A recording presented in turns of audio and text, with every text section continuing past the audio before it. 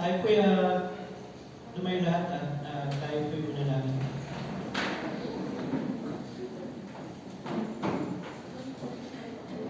O Diyos, Ama namin makapangyarihan sa lahat, pinupuri ka namin, sinasamba, pinagkakilang yung pangalan ng mabuting yung Panginoon.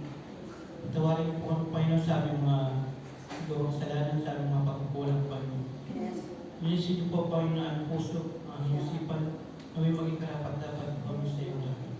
Maraming salamat, Lord, sa mga blessing na patuloy niyo nakakalob sa aming Panginoon. Maraming salamat, Lord, sa panibagong buhay, kalakasan, at patuloy na pag-ingat niyo po sa bawat isa sa aming pamilya, Panginoon. Sa oras na, Panginoon, salain niyo po ang iyong mensahe, Panginoon. Nawala po niyo po ang Panginoon, yung Banal Espiritu, ipasubis ng Panginoon. Palain niyo po, Panginoon, yung mga anak na makikinig, Panginoon. Bless niyo po ang bawat isa, Panginoon. Maraming po salamat. Nagkakatiwala na ang Panginoon sa iyo lahat ng bagay. Sa tayong pangalan ng aming Panginoong Jesus. Amen. Bigyan natin ang malakas na palakpak ang ating Panginoon. Amen. Hallelujah. Let's declare blessing in the name of Jesus. Pakisabi po sa inyo mga katabi, God bless you. Hallelujah. Hindi lang po sa harapan nyo, sa likod. Sabihin niyo po, God bless you. Let's declare, let's proclaim God's blessing. Hallelujah. God bless po sa ating lahat. Hallelujah. God bless you. Hallelujah. Our topic for today is one more soul for God's kingdom. Bali, yan po yung ating topic for the whole year. Bali, ang theme po natin is obedience opens doors. Amen? Obedience opens doors. Mapapansin niyo po yung obedience, may yung die, no? Talagang sa pagsunod, ang ating Panginoong Jesucristo ay namatay dahil sa atin, no? Dahil sa kanyang pagsunod sa Diyos Ama. Kaya napaka-importante ng pagsunod sa Panginoon. Amen? Obedience opens doors. Ang text po natin ay matatagpuan sa Acts chapter 8 verse 26 to 14. Hallelujah.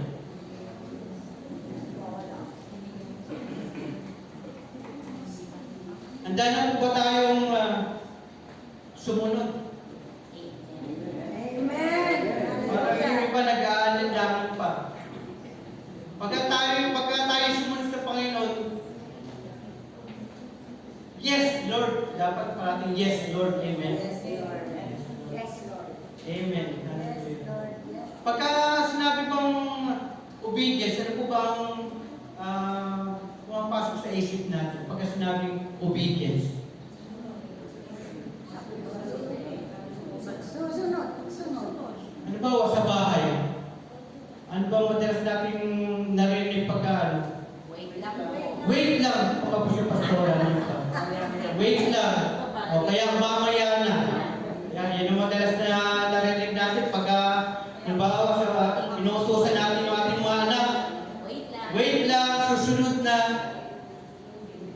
Mamaya na, nagano pa, nagsisemple pa.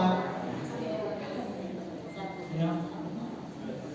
Ano po ba dapat ang maging response natin dito? Sa pagsunod natin sa Panginoon, ano po ba dapat ang magiging response natin? Yes agad. Yes agad. Hindi pwedeng mamaya na. Hindi pwedeng bukas. Pagka sumunod tayo kay Lord, dapat now na. Amen? Amen. Kasi life is mystery. Hindi natin alam ang buhay. Kaya sa pagsunod natin sa Panginoon, dapat now na tuloy-tuloy. Sa buhay ng tao, hindi natin hawak ang ating buhay. Kaya sabi ko mga life is mystery. Hallelujah. Kaya kung meron tayong mga opportunity na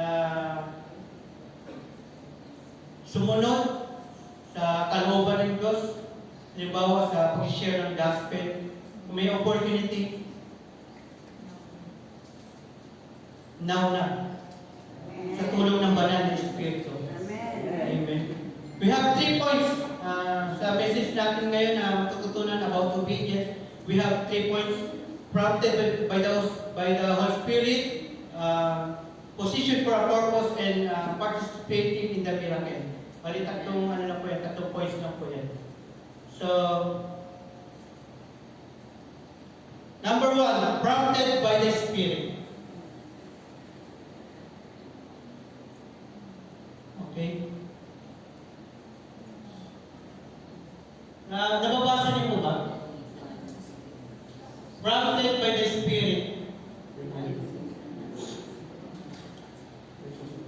Pero bago po ang lahat, basahin ko po muna yung ating text sa mga Gawa, chapter 8, verse 26 to 14.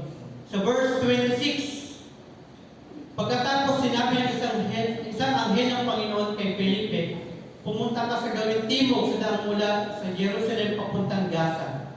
Halos din na yung dinadaanan ngayon. Pumunta nga doon si Felipe, samantalang isang eunuko na pinunong taga-Ethiopia na ingat yaman ng Candace, reyna ng Ethiopia, ang nagtungo sa Jerusalem upang sumamba. 28. At pauwi na noon nakasakay sa kanyang karuwahe at nagbabasa ng aklat ni Propeta Isaias. Sabayan mo ang sasakyang iyon, utos ng Espiritu kay Felipe. Kaya patakbong lumapit si Felipe at narinig niyang binabasa ng pinunong ang aklat ng Propeta Isaias.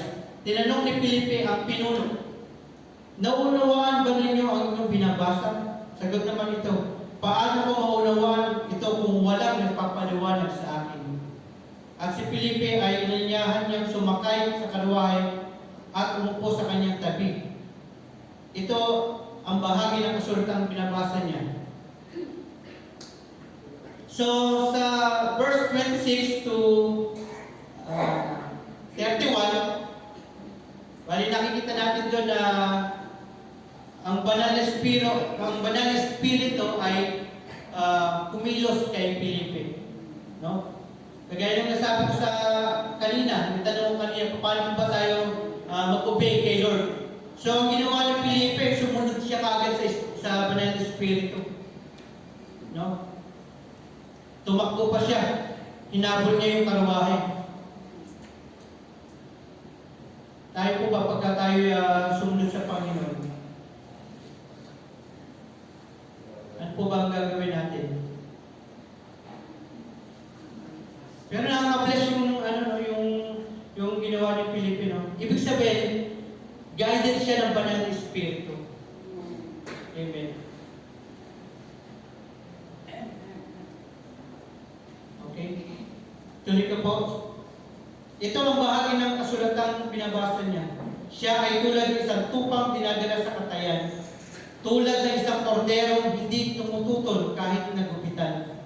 At hindi umiimik kahit kaunti man. Siya ay hinamak at pinagkaitan ng katarungan. Walang sino mang makapagsasalaysay tungkol sa kanyang angkan, sapagkat initin nila ang kanyang buhay. Nagtanong kay Felipe ang pinuno, sabihin mo nga sa akin, sino ba ang tinutukoy dito ng propeta? Sarili ba niya o iba? Simula sa kasulatang ito ay sinaysay sa kanya ni Felipe ang magandang balita tungkol kay Jesus. Nagpatuloy sila sa paglalakbay at dumating sa isang lugar na may tubig. Kaya sinabi ng pinuno, tingnan mo, may tubig dito. Mayroon bang hadlang upang ako'y bautismuhan? Sinabi sa kanya ni Felipe, maaari mong sumampalataya ka ng buong puso. Sumagot ang pinuno, sumasampalataya ako na si Jesucristo ang anak ng Diyos. Pinatigil ng pinuno ang karwahe, lumusong silang dalawa sa tubig at binautismuhan siya ni Felipe. Pagkaahon nila sa tubig, si Felipe ay kinuha ng Espiritu ng Panginoon at hindi na siya nakita ng pinuno. Ang pinuno ay tuwa-tuwa, nagpatuloy sa paglalakbay. Namalaya na lamang ni Felipe na siya ay nasa Azoto. Mula doon, ipinangaral niya ang magandang balita tungkol kay Jesus sa lahat ng bayang dinaraanan niya hanggang sa parating niya ang Cesarea. Purihin ang salita ng Panginoon. Hallelujah.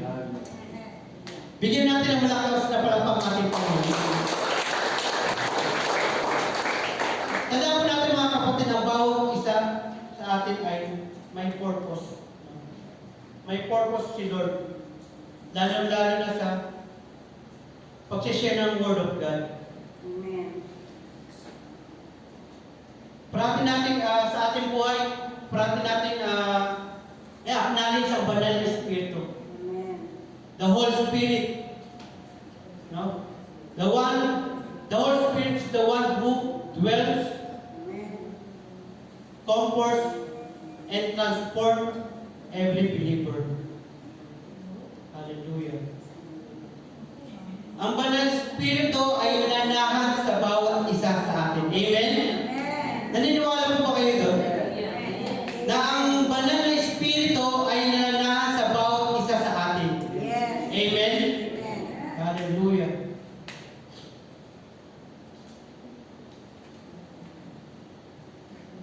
Prompted by the Spirit.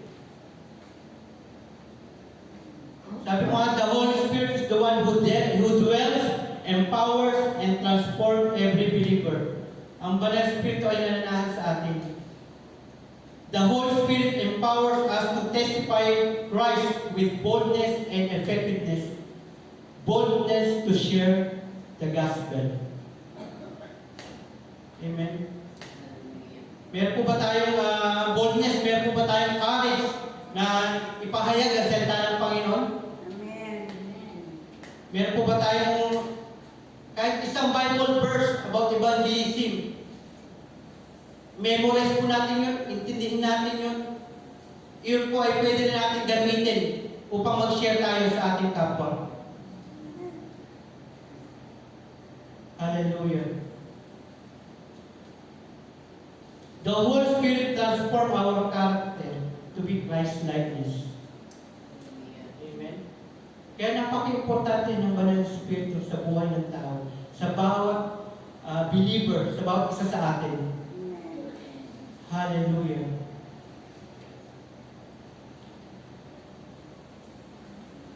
Siya ang nagpapabago. Kung meron tayong mga halimbawa may mga attitude tayo, si Lord lang ang makapagbago. Amen.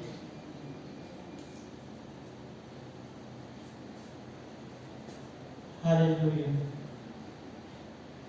Kaya importante na meron tayong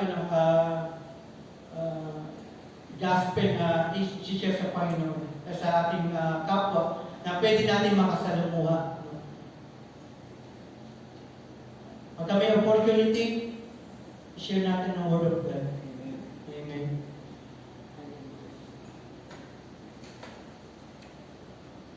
Halimbawa sa Roma chapter 5:8, ngunit pinatunayan ng Diyos ang kanyang pag-ibig sa atin nang mamatay si Kristo para sa atin nung tayo'y makasalanan pa. Hallelujah. Roma chapter 6 verse 23. Ano po ang verse ko? Ano sabi ko sa Roma?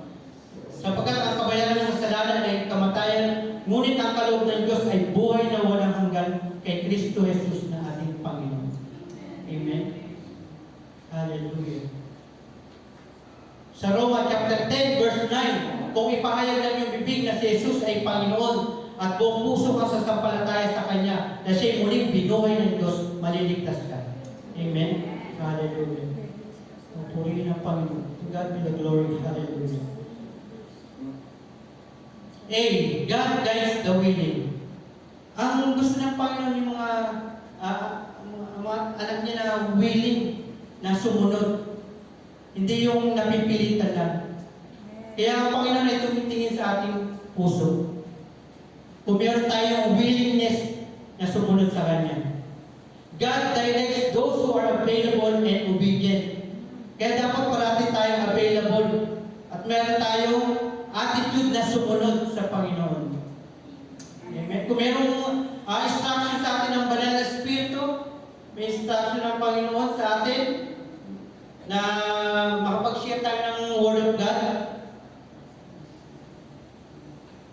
i-grab na natin yun. Kasi hindi natin alam na baka yung tao na yun, hindi natin makita pa, hindi pa natin makasalamuha. No? Kagaya nito, yung ginawa ni the Holy Spirit told Philip, go to that chariot and stay near it. No? Makikita natin dito yung pagsama ng Banal na Espiritu kay Philip.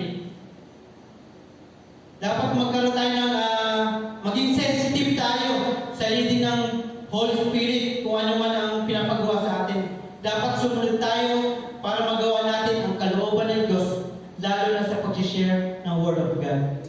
Amen. Amen. God guides the willing. Hallelujah.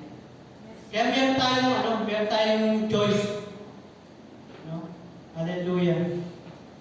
Meron tayong choice na sumunod. At meron namang consequence pagka hindi tayo sumunod. Yun ang medyo nakalungkot. No? Sa letter B, ito po, God rejects obedience. Matatagpuan po natin yan sa 1 Samuel chapter 15, the whole chapter of 15. Alam naman po natin yung nangyari kay Saul, di ba? Sa pag-disobey niya kay Lord. May instruction ng Panginoon kay Samuel to King Saul. Pero ang nangyari doon, partial obedience. Ang gusto ng Panginoon is full obedience. Mga pinatay niya nga yung lahat ng mga Amalekita, yung mga hayop. No? Lahat, ang instruction ni Lord, tayo lahat ng Amalekita at mga hayop. Pero ang ginawa ni Saul, yung hari ng Amalekita na si Agag, binihag niya pa, tapos nagtira pa siya ng mga tatabang asno para ialay sa Panginoon.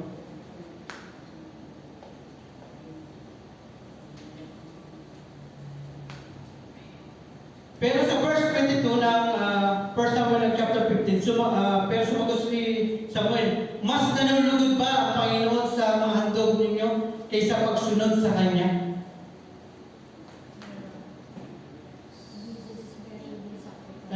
Ulitin ko po. Mas nanulugod ba ang Panginoon sa mga handog ninyo kaysa pagsunod sa Kanya? Ang pagsunod sa Panginoon ay mas mabuti kaysa mga handog. Amen. Tandaan po natin yan, mga magulang at kapatid ko sa Panginoon. Ang pagsunod sa Panginoon ay mas mabuti kaysa mga handog.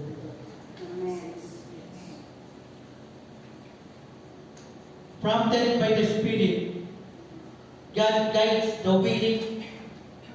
God rejects disobedience. Hallelujah.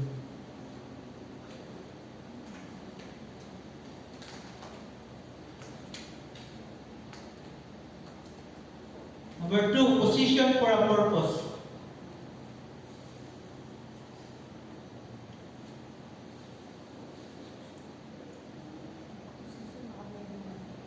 Position for a purpose means God intentionally placed you in a specific situation to fulfill His divine plan.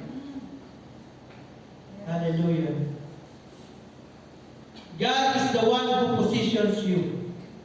Amen. Yes. God has placed you intentionally. Your position is not about comfort, but purpose. Hallelujah. Amen. Halimbawa, pupunta ako doon sa isang lugar na yun. Squatter area. Pupuntahan ko ba yun? Your position is not about comfort, but purpose. Yes, God. God has positioned you not just to live, but to fulfill His purpose through our lives. God positioned you to impact others. Amen. Amen. You are there to influence others for Christ. Amen. Yeah. Hallelujah. Your position has eternal impact. Amen. Hallelujah. Kaya ang bawat isa sa atin ay may purpose. Ang kailangan lang natin ay sumunod. Amen. Amen.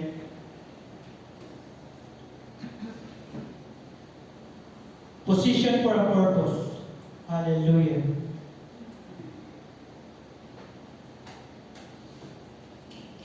God is the one who positions you. Your position is not about comfort but purpose. God positions you to impact others. And last, your position has eternal impact. Hallelujah. Amen. Hallelujah. Bigyan natin ng malakas na palakpak ang ating Panginoon. Amen. Hallelujah.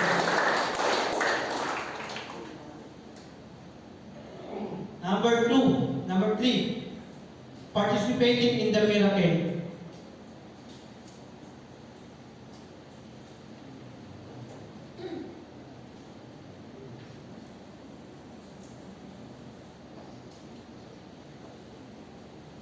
Sa Gawa chapter 8 verse 35 to 38, ang sabi dito, simula sa kasulatan ito ay sinaysay sa kanya ni Felipe ang magandang balita tungkol kay Jesus. Nagpatuloy sila sa paglalakbay at dumating sa isang lugar na may tubig, kaya sinabi ng pinuno, tingnan mo, may tubig dito, mayroon bang hadlang upang ako'y bautismuhan? Sinabi sa kanya ni Felipe, maaari kong sumasampalataya ka ng buong puso. Sumagot ang pinuno, sumasampalataya ako na si Jesus ang anak ng Diyos. Pinatigil ng pinuno ang karwahe, lumusok sila sa dalawa sa tubig at binautismuhan siya ni Felipe. A miracle begins with God's initiative. Amen. Miracles begin with God's initiative. Miracles are God's idea, not ours. Hallelujah. Our role is not to initiate, but to respond. Yes. Amen. Amen. Ang trabaho natin ay tumugon. Ang trabaho natin ay sumunod. Amen. Amen. Sumunod sa pinapagawa ng Panginoon sa atin. To share the Word of God. Yun ang napaka-importante. Sa pag pinag-aaralan namin kay Pastor Aying about sa effective ng evangelism, di ba? Principle of effective evangelism, prayer, listening, and rely on the Holy Spirit. Napaka-importante po ng tatlo na yan. Pero magiging effective yan kung meron tayong obedience, kung gagawin natin yung tatlo na yun. Prayer, listening, and rely on the Holy Spirit.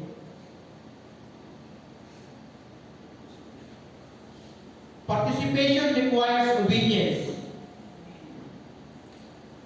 Ulit-ulitin ko po yung word na obedience. Napaka-importante po yan. Mga magulang, kapatid ko sa Panginoon. Halimbawa sa mga anak, di ba?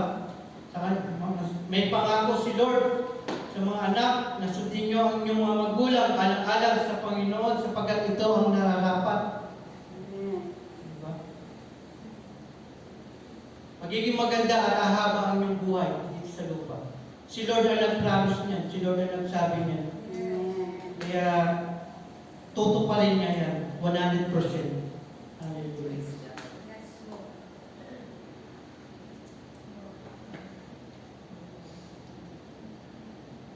Philip obeyed immediately. Sumunod kagad si Philip, no? Sa banal na spirito. Hindi na siya nagsabi ng wait lang, mamaya na. Di ba? Yes. Immediately. Yun ang respond kagad ni Philip sa banal na spirito. Obedience is your entry point into God's miracle. Hallelujah. Yung pagsunod natin sa Panginoon, yan yung entry. No? Yan yung entry point na makita natin yung miracle. Na tayo ay gagamitin ng Panginoon, tayo ay instrumento ng Panginoon na makapagbigay ng kaligtasan sa mga taong masishare natin. Amen.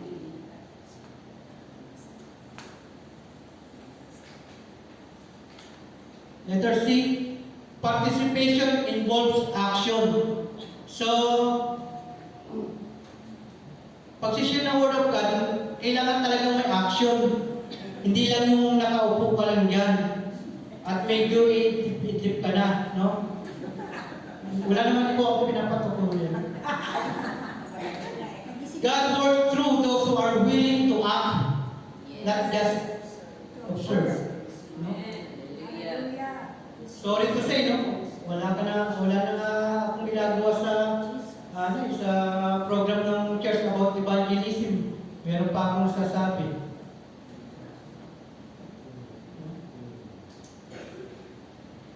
God works through those who are willing to act, not just to observe. Hallelujah. Participation means sharing God's truth. Philip explained the scripture and point out to Christ. About good news, ang shinare ni Philip doon sa eunuch. Amen? Magandang balita ang shinare ni Philip. Hallelujah.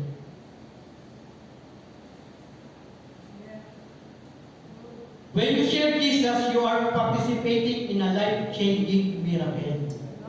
Amen? Hallelujah. Kaya mag-participate tayo sa Panginoon. Mag-participate tayo sa evangelism. Kasi iyan ang heart ni Lord, di ba? Yan ang heartbeat ni Lord. Hallelujah. Letter E, participation leads to transformation. Hallelujah. The eunuch believed and immediately responded. His life was changed on the spot. No? Talagang maraming salamat sa ating mga missionary. No? Napakalaki ng part, ang role nila to share the Word of God. Hallelujah. Kaya lagyan natin siguro ang part ng mission. Pastor? Hallelujah. Para marami tayong kaluluwa na maligtas. Amen. Madala dito sa church. To share the Word of God. Agree ba kayo, Pinas? Yung mission? Kasi yun ang heartbeat ng Panginoon eh. Mission eh. Di ba sabi ni Pastora, ni pasanyang message, from comfort zone to mission zone. Comfort zone to mission zone. Yeah. Hallelujah. Participation produces joy and salvation. Hallelujah. Bigyan natin ng malakas ng Panginoon. Hallelujah. Joy and salvation. Hallelujah. Salamat sa obedience. No? Kung walang obedience, walang salvation. Amen. Kung hindi sumunod ang Panginoong Hesus sa Diyos Ama, walang kaligtasan. Hallelujah. Hallelujah. Kaya napaka-importante ng obedience, mga magulang at kapatid ko sa Panginoon. Obedience. Hallelujah. Sabihin ko ulit sa mga anak na nandito. Mga anak, sundin nyo ang inyong mga magulang sapagkat ito ang nararapat. Hallelujah. Sundin nyo alang-alang sa Panginoon. Ibe-bless kayo. Ibe-bless kayo ni Lord. Hallelujah. Our team points for today, hallelujah. Nawa, ano po ang natutunan natin sa araw na ito ay may isa pumuhay natin. Prompted by the Holy Spirit. Let's always acknowledge the Holy Spirit sa ating buhay, sa araw-araw, sa ating pagtatrabaho, sa school, Saan ba tayo pumunta? We must guide it by the Holy Spirit. Pray to God. Pray to God. No? Bago pa lang tayo umalis sa bahay, pray tayo sa Panginoon. Sapagkat pagka lumabas tayo sa bahay, napakaraming hallelujah. Napakaraming stresses. Dinagdagan ko na ng ES. Stress. Hallelujah. Sa trabaho na lang. Hallelujah. Mga katrabaho mo.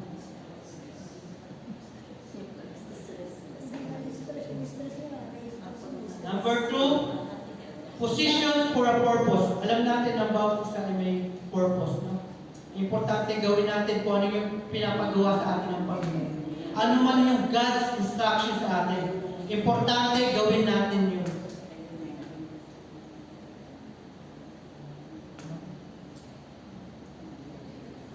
Number 3, participating in the miracles. Yun ang napaka-importante. Kailangan natin ng action. Hindi lang tayo nakaupo. Importante yung nagpa-participate tayo sa miracles, sa evangelism. Hallelujah. Hallelujah. Bigyan natin ng malakas ang pangalan Panginoon. Amen. Okay, conclusion na po tayo. Okay, your obedience to God will open a door of miracle in your life, in your service to Him. You cannot fully experience His power in your life unless you obey the calling that you have. Step out from your comfort zone and you can see the wide horizon of great things that the Lord wants to give you. Thank you and God bless us all. Hallelujah.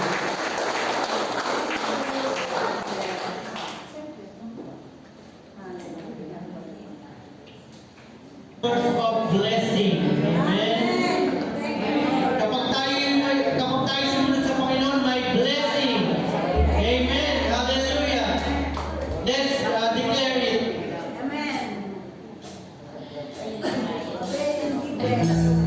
Pwede po tayong tumayo. Tayo, awin natin ang Panginoon.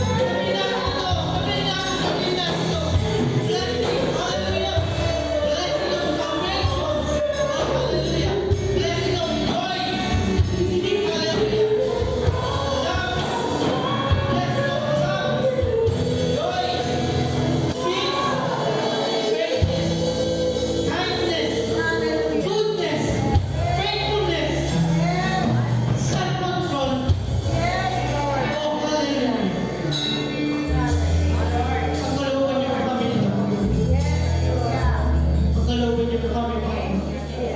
Yung banal na Espiritu, kampungan ng banal na Espiritu, nawa ay manatili sa amin, Panginoon. Sa lahat ng panahon. Joy, love, joy, peace, patience, kindness, goodness, faithfulness, self-control, gentleness. Hallelujah. Pagtuloy niyo po sa amin ito, Panginoon. Oh, hallelujah.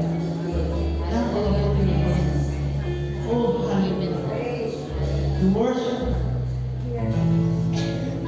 This is our prayer in the name of Jesus Christ, our Lord and Savior. Amen.